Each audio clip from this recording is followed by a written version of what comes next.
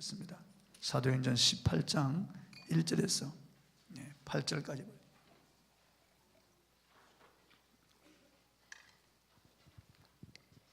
사도행전 18장 1절로 8절까지 말씀을 보겠습니다.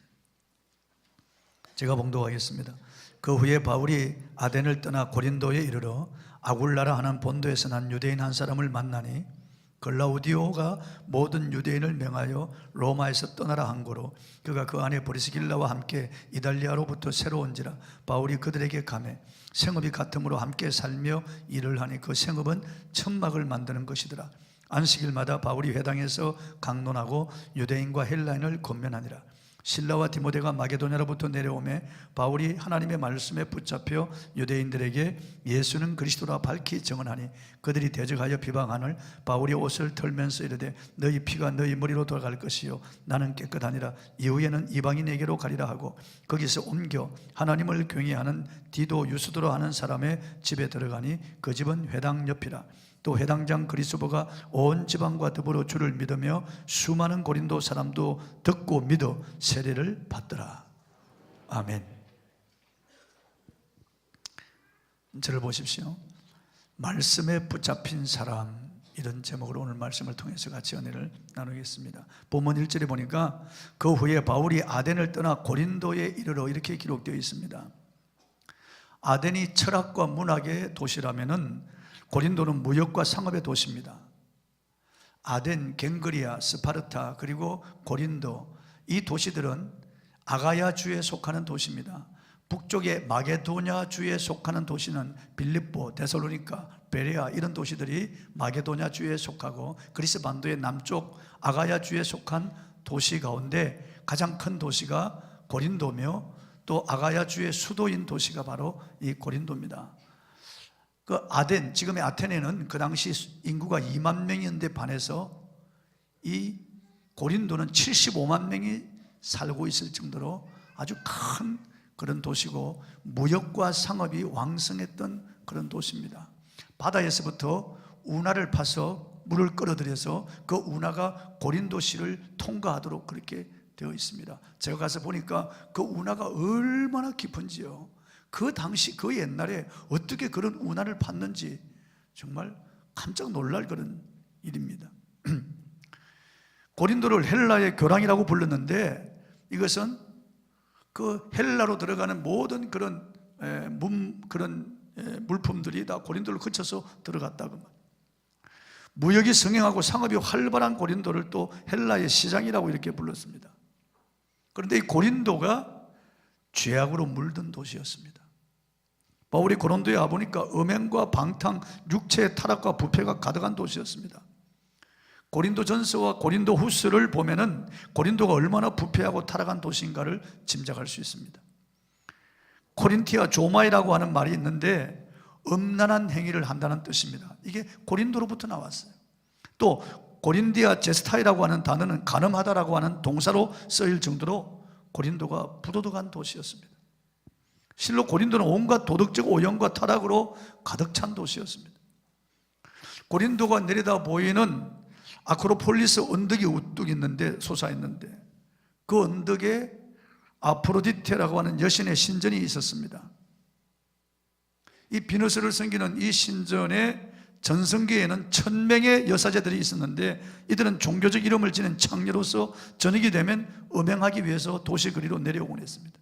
그래서 아무나 함부로 고린도를 여행하지 말라는 말이 유행할 정도였습니다. 바울은 고린도전서에서 고린도시의 죄악을 나열하면서 이렇게 말했습니다.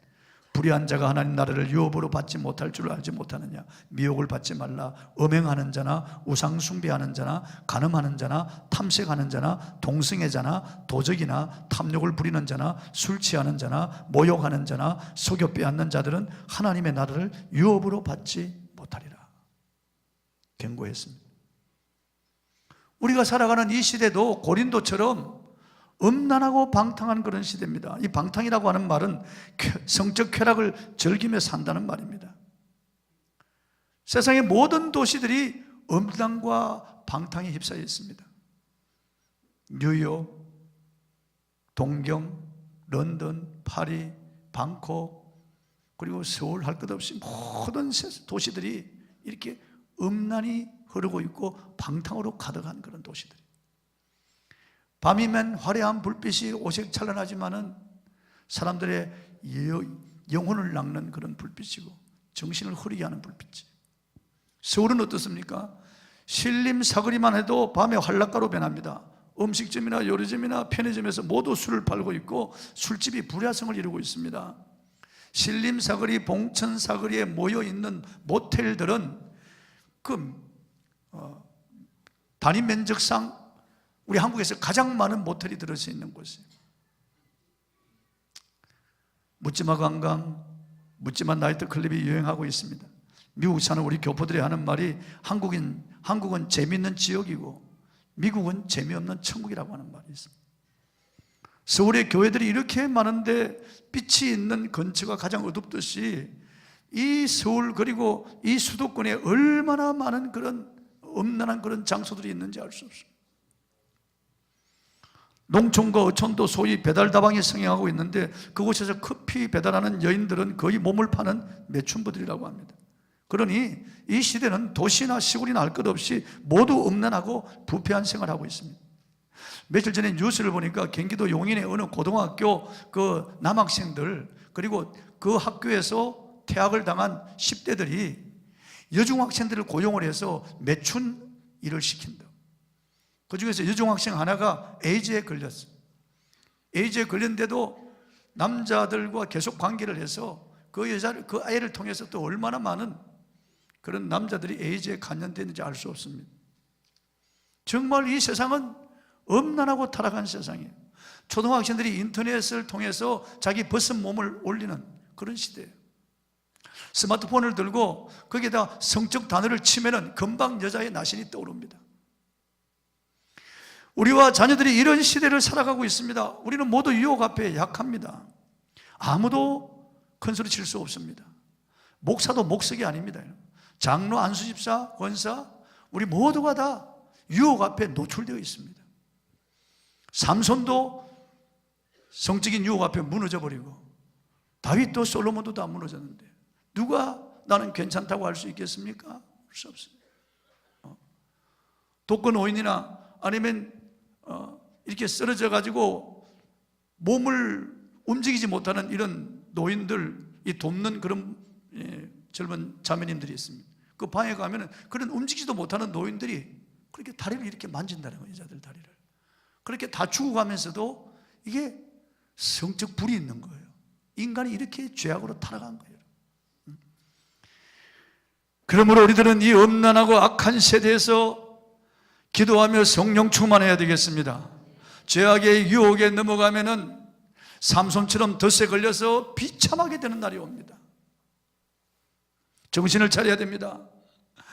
이 소돔과 고모라 같은 이 세대, 이 고린도와 같은 지금 이 세대에 우린 정신을 차리고 깨어있어 기도하고 하나님의 말씀으로 무장해야 되겠습니다. 남자들도 여자들도 우리는 이런 유혹 앞에 타락한 이런 세상 앞에서 우린 정신을 차리지 않으면 안 됩니다. 그래서 성경은 깨어있으라고 계속 말씀하고 예수님도 깨어있으라고 계속 말씀하셨어요. 언제 너희 주가 임할는지 알 수 없다. 그러므로 깨어있어 기도하라. 한 시간도 깨어있지 못하더냐.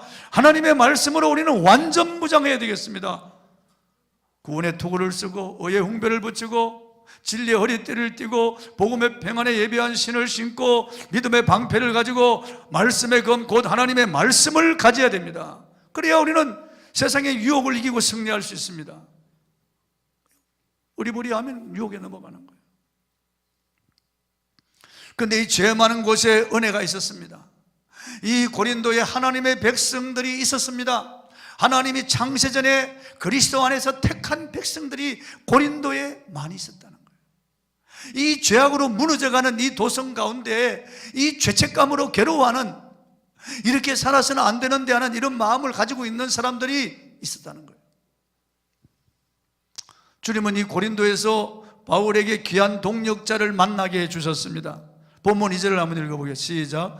아굴라라 하는 본도에서 난 유대인 한 사람을 만나니 글라우디오가 모든 유대인을 명하여 로마에서 떠나라 한 고로 그가 그 안에 브리스길라와 함께 이달리아로부터 새로 온지라 바울이 그들에게 가매.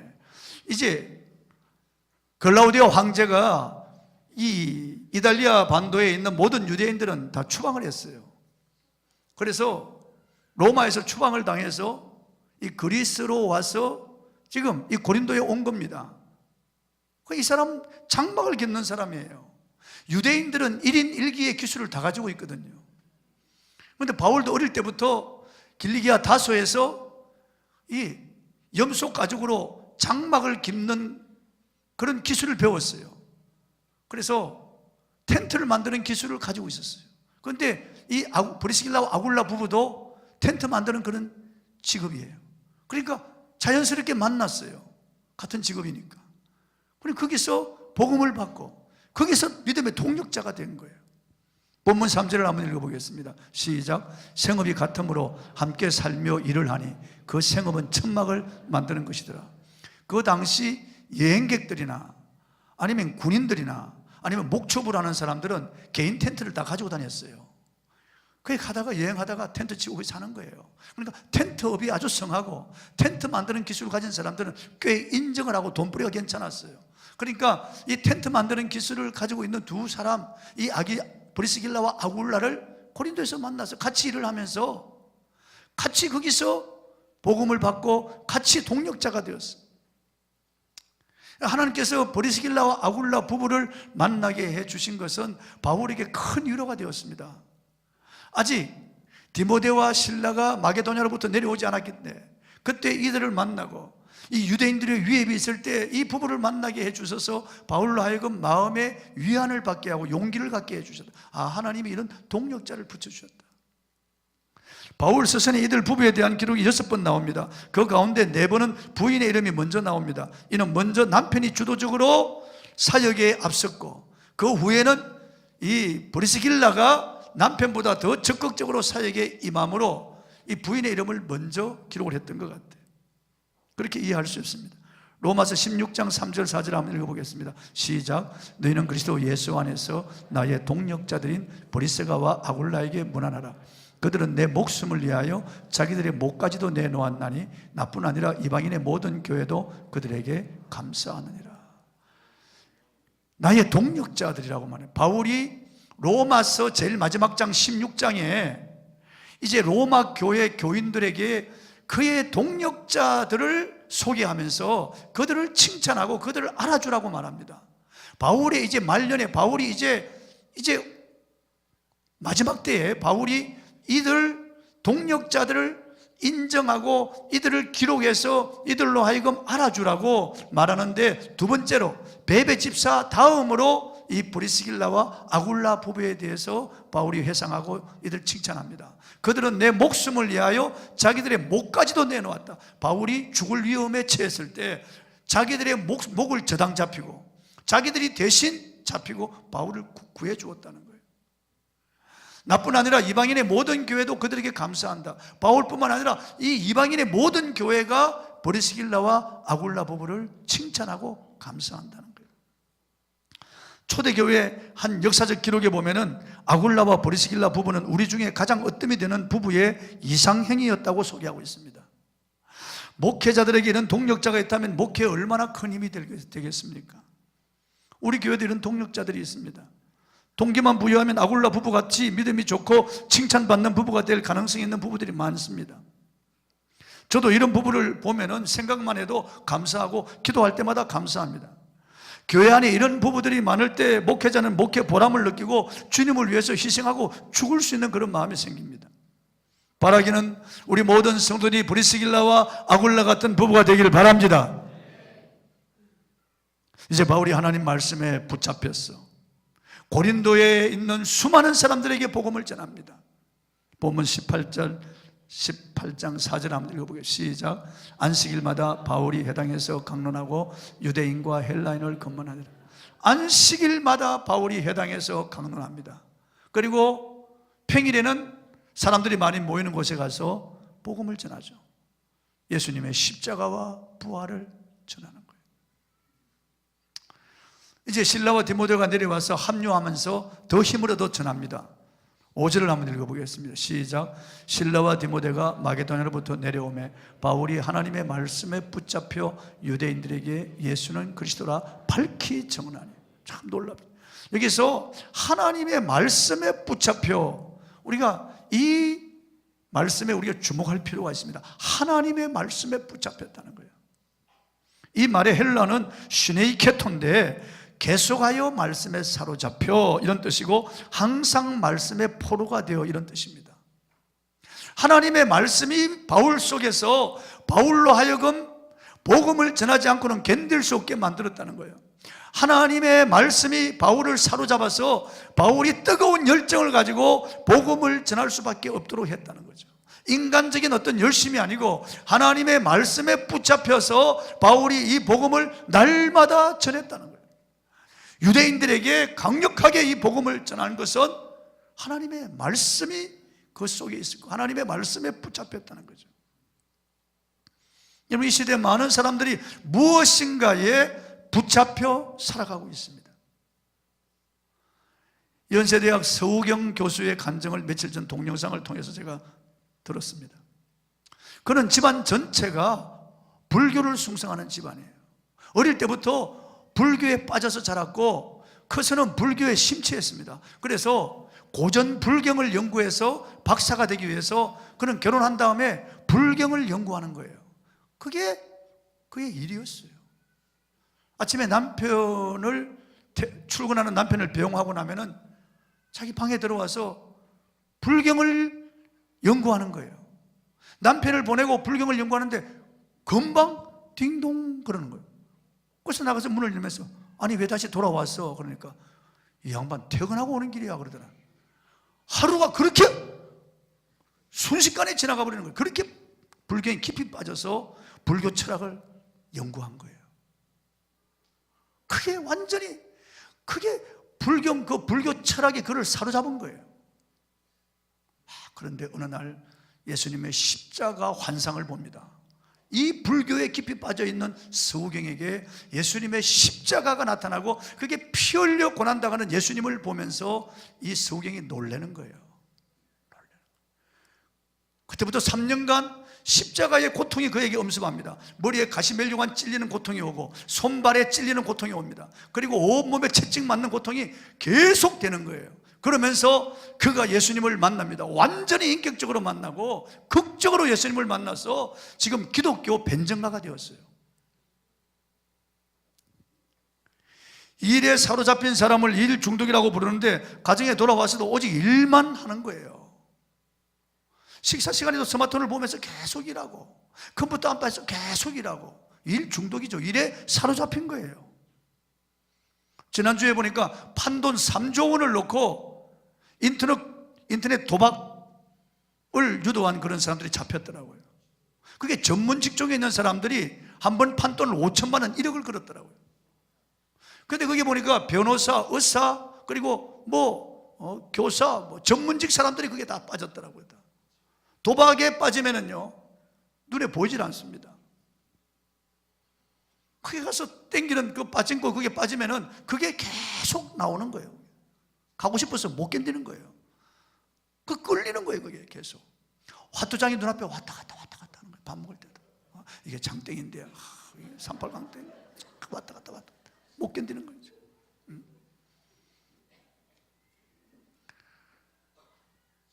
술에 빠진 사람은 완전히 술에 잡혀 사는 거예요. 술에 잡혀서. 어떤 초등학생들에게 길거리에서 술에 취해서 큰 소리를 내거나 지르거나 아니면 노래를 부르는 것을 고사성어로 무엇이라고 하는가 문제를 냈어요. 000가 그랬어요. 그럼 뭔가요? 고성방가겠죠. 그런데 그게 답이 아주 이상한 답들이 많이 나왔어요. 고음불가 뭐 이렇게 나오고 미친 건가 뭐 이렇게 나오고 이럴 수가 뭐 이렇게 말. 그런데 한 답을 보고 선생님이 나가 자빠져서 그런 거야. 아빠인가 그렇게 나왔다. 자, 술에 잡혀 사는 사람들은 그저 술에 빠져 사는 거예요. 술이 그 사람을 끌고 가는 거예요. 술이 끌고 가는 거예요. 무엇인가 세상 사람들은 빠져 살아가고, 어떤 사람은 마약에, 어떤 사람들은 음란에, 어떤 사람은 도박에, 어떤 사람은 권력에, 어떤 사람들은 인기에, 어떤 사람들은 일, 어떤 사람들은 쾌락에, 어떤 사람은 종교에, 어떤 사람들은 철학, 어떤 사람은 사치와 허영에, 어떤 사람들은 취미생활에 사로잡혀 있는 거예요. 어린아이들도 스마트폰이나 게임에 완전히 사로잡혀 있는 거예요. 애들이 공부 안 해. 그것만 보고 있는 거예요. 교회 와서도 예배 시간에 그것만 보고 들여다보고 있는 거예요. 그게 붙잡혀 있는 거예요. 성경은 모든 사람들이 무엇인가 붙잡혀 살아가고 있다는 거예요. 자기 자신을 불의의 뱅기로 들이든지 죄에 붙잡혀서, 아니면 예수 그리스도에게 붙잡혀서 의의 뱅기로 들이든지, 둘 중에 하나라는 거예요. 여러분은 무엇에 붙잡혀 사나요? 여러분 무엇에 붙잡혀 삽니까? 여러분이 자주 생각하고 여러분이 대화할 때 자주 입에 오리는 그게 빠져 있을 수도 있습니다. 그게 취미생활이든지, 그것이 여러분의 일이든지, 그래 여러분의 사상이든지, 여러분이 지금 하고 있는 그런 일 무엇이든지, 그것이 여러분을 붙잡고 있는 그 일일 수가 있다고 말해요. 세상 것에 붙잡혀 살면 허망합니다. 여러분, 남는 게 없어요.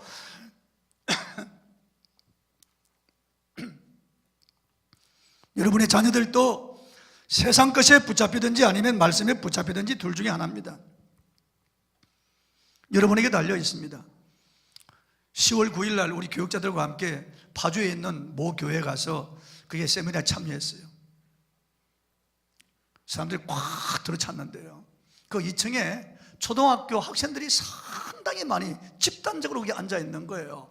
그런데 아침 10시부터 저녁 5시까지 그 학생들이 미동도 하지 않고 거기 참여해 있는 거예요. 그리고 그 목사님이 주문을 할 때마다 아이들이 큰 소리로 대답하는 거예요. 말씀을 그렇게 많이 암송하는 거예요, 아이들이요. 찬송가를 보지 않고 50곡을 찬송가를 아이들이 알고 그냥 암송을 해서 부르는 거예요. 자기 부모들이 잘못하면 아이들이 아빠, 엄마, 하나님의 주권을 세우세요. 그런다는 아이들이요. 아이들이 말씀에 붙잡혀서 자라는, 그러니까 그 아이들이 얼마나 훌륭한 인물이 되겠어요. 어릴 때부터 링컨처럼, 워싱턴처럼 하나님의 말씀에 붙잡혀 자라는 아이들이 얼마나 훌륭한 인물이 되겠어요. 이 세상이 비록 타락하고 오염되어 있지만은, 너무나 위험한 세상이지만은, 우리 아이들을 밖에 안심하고 내보낼 수 없는 그런 끔찍한 세상이지만은, 하나님의 말씀에 붙잡혀 있으면 그 누구도 건드릴 수 없어요. 세상이 감당할 수 없는 사람이 되는 거예요, 여러분. 여러분과 여러분의 자녀들이 하나님의 말씀에 붙잡히도록 해야 됩니다. 말씀이 그 사람의 인격을 지배하도록, 말씀이 그 사람의 마음을 뜨겁게 하고, 말씀이 그 사람에게 하늘의 지혜와 은사와 능력을 주시도록 하나님의 말씀에 사로잡히도록 해야 됩니다. 세상 것에 사로잡혀서, 그게 물론 여러분 이것저것에 보내는 거 좋아요. 그러나 그게 아이들, 그게 그 인생의 목적이 되어 되겠어요? 하나님 말씀이 여러분의 아이들을, 여러분의 자녀들을 이끌어 가도록 해야 됩니다. 그래야 위대한 인물이 되는 거예요. 그래야 성공할 수 있는 거예요. 성경은, 하나님 말씀은 살아있고 운동력이 있어 좌우의 날선 어떤 검보다 예리하여 사람의 혼과 영과 및 관절과 골수를 찔러 쪼개기까지 하며 그 사람의 숨은 생각을 감찰하며 그 사람의 그 뜻을 드러낸다는 거예요. 하나님 말씀은 살아있다, 운동력이 있다는 거예요. 생명이 있습니다. 이 말씀 속에 예수님의 인격이 있다는 거예요. 말씀에 생명이 있다는 거예요. 요한복음 1장에는 태초에 말씀이 계시니라. 이 말씀이 하나님과 함께 계셨으니 이 말씀은 곧 하나님이시라. 만물이 그로 말미암아 지은 바 되었으니 지은 것이 하나도 그가 없이는 된 것이 없느니라. 하나님의 말씀이 천지를 창조한 말씀이에요. 이 말씀이 예수님이고, 이 말씀 속에 예수님의 인격이 들어있고, 이 말씀 속에 예수 그리스도의 영생이 들어있다는 거예요. 그러니까 이 말씀을 우리가 읽고 묵상할 때, 매일 하나님 말씀을 묵상할 때 놀라운 일이 생긴다는 거예요. 지난 금요일 밤에 와서 설교한 김종태 선교사님, 그 자기 사역자들 언제나 묵상집을 가지고 다니는지, 바닷가에 가더라도 불시에 가방을 열어봐. 말씀 묵상집을 항상 가지고 다니도록 한다는, 사역자들이 언제나 하나님의 말씀을 묵상하고 그 말씀으로 무장하도록 만든다는 거예요. 그러니까 철저하게 전 교인들에게 하나님의 말씀으로 무장하도록 만든다는 거예요. 그냥 모두가 다 복음 제시할 수 있도록 만들었다는 거예요. 참 도전이 되더라고요. 하나님의 말씀에 붙잡혀 사는 사람들 대화를 해보면 그 사람 계획과 꿈이 있고 확신에 차 있습니다. 인격적으로 고상합니다. 가정이 행복합니다. 자녀들이 잘 됩니다. 여기 붙잡힌다는 말은 억압을 받거나 자유의지를 잃어버린다는 강제적 개념이 아닙니다. 붙잡힘은 마지못해 끌려가는 개념이 아니라 말씀 안에 주님의 인격이 들어있어서 주님과 인격적으로 만나고 기쁨으로 순종하고 동행한다는 뜻이에요. 하나님 말씀이 그를 붙잡아 가장 거룩한 길로 이끈다는 거예요. 가장 행복한 길로 이끌어간다는 거예요. 그러니까 바울은 어느 곳에 가든지 기뻐하고 즐거워하는 거예요. 너무 행복한 거예요. 궁핍이나 배고픔에도 일체의 비결을 배우고 자족한다, 만족한다는 거예요. 바울은 하나님의 말씀에 붙잡혀 살면서 세상에 예수 만나기 전에 과거에 그가 자랑하고 추구하던 모든 것은 배설물로 여긴다고 그랬어요. 똥오줌같이 여긴다는 거예요. 세상 사람들이 출세하고 성공하고 소위 부귀, 영화, 공명, 지위를 얻다는 이 모든 것들은 똥오줌처럼 그렇게 여긴다는 거예요. 왜냐하면 말씀에 붙잡혔거든요.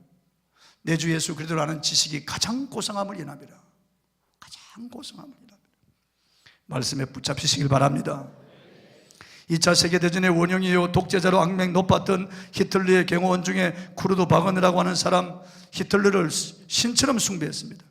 그런데 독일의 패망으로 히틀러가 베를린의 한 벙커에서 자살하자 히틀러를 숭배하던 그런 모든 신념과 희망이 사라져버리게 되자 자살을 결심하고 권총을 꺼내서 관자놀이에 대했습니다. 방아쇠를 당기려고 하다가 그는 잠깐 권총을 내려놓았어요. 커피 한 잔을 마셨습니다. 마지막 죽음 앞에 자기 인생을 회고하기 위해서 커피 한 잔을 마시는데 눈앞에 서재에 꽂혀있는 성경이 들어왔어요. 그래서 그는 다가가서 성경을 빼가지고 겉장을 열었습니다. 성경을 이렇게 쭉 펼쳐가지고 읽다가 그 말씀에 빨려 들어가기 시작했어요. 자기가 죄인인 것을 알았습니다. 하나님이 살아계시다고 하는 것을 전 몸과 마음으로 느끼기 시작했어요. 그래서 성경을 들고 근처에 있는 작은 교회 목사기로 달려갔습니다. 그리고 자기 죄를 고백합니다. 그리고 거기서 눈물로 회개하고 예수님을 영접합니다. 이 사람이 신학을 했어요. 독일이 낳은 위대한 그런 부흥사, 이 바그너가 바로 이 사람이에요. 말씀에 사로잡히면 이렇게 인생이 확 변하는 거예요. 하나님 말씀에 사로잡히면 이렇게 위대한 사람으로 바뀌는 거예요. 말씀에 사로잡힌 사람은 드라마 보는 것보다, 영화 보는 것보다, 술 취해서 기분 좋아하는 것보다, 성적으로 쾌감을 느끼는 것보다 훨씬 더 행복감을 느낍니다. 전인격적으로, 전 영혼으로 만족감을 느끼는 거예요. 어떤 환경이 주는 안락함보다 행복하고 어떤 취미생활보다 행복한 것은 하나님의 말씀에 붙잡힐 때 말씀이 우리 안에 들어와서 말씀이 나를 흥분하게 하고 이 말씀이 나에게 기쁨, 샘솟는 기쁨을 주고 하나님의 말씀이 나에게 평강을 주고 담대함을 주는 거예요. 얼마나 나를 여유있게 하고 얼마나 나를 고상하게 하는지 모릅니다. 사도 바울은 말씀에 붙잡혀 이런 행복을 얻었기 때문에 이 행복을 알지 못하는 세상 사람들에게 이 행복을 누리도록 그는 목숨 걸고 전하는 거예요. 영원한 행복을 누리도록 자기가 예수님을 만나고 자기가 하나님 말씀을 받고 난 다음에 이렇게 느끼는, 이런 누리는 행복을 모든 사람들이 누리기를 원했다는 거예요. 저도 마찬가지예요. 그 생명 걸고 복음을 전하는 거예요. 그래서 부정모해를 타고난 사람 중에 가장 위대한 사람이라는 평가를 받게 된 거예요. 역사상 가장 위대한 인물이 된 거예요. 하나님 말씀에 붙잡힐 때 이런 놀라운 그런 사람으로 변하는 거예요. 가정이 변하는 거예요. 부부가 행복해집니다. 이런 말씀에 붙잡히면요. 죄 많은 고린도의 은혜가 풍성했습니다. 이 죄 많은 고린도에 하나님의 택한 백성들이 많았습니다. 바울이 나가서 복음을 전하는데 말씀에 붙잡혀 열정적으로 복음을 전할 때 수많은 고린도인이 돌아왔다고 그랬습니다. 고린도 교회가 세워진 거예요. 그 유명한 고린도 교회가 세워진 거예요. 여러분, 말씀에 사로잡히시길 바랍니다. 매일 말씀을 읽고 묵상하시고 설교 말씀을 간절한 마음으로 받고 하나님의 말씀이 내 속에 잘 박힌 못처럼 박히도록 하나님 말씀이 내 영혼을 관통하도록 하나님의 말씀이 천국의 불화살이 되어 내 안에 들어와서 내 지성소에 불이 붙도록 하나님 말씀이 나를 사로잡도록 내 전 인격과 영혼을 사로잡아 이끌어가도록 하나님 말씀에 이끌리도록 그 말씀이 나를 둘러 진치도록 하나님 말씀이 나를 새롭게 하도록 말씀에 붙잡혀야 됩니다. 주의 말씀은 내 발의 등이요 내 길의 빛입니다. 청년이 무엇으로 그 행실을 삼가하니까 하나님의 말씀으로 삼갈 것입니다. 하나님 말씀, 이 말씀이 여러분을 성하게 할 줄 믿습니다. 말씀에 사로잡히시길 바랍니다. 말씀에 사로잡히시기를 바랍니다. 찬송하고 기도하겠습니다.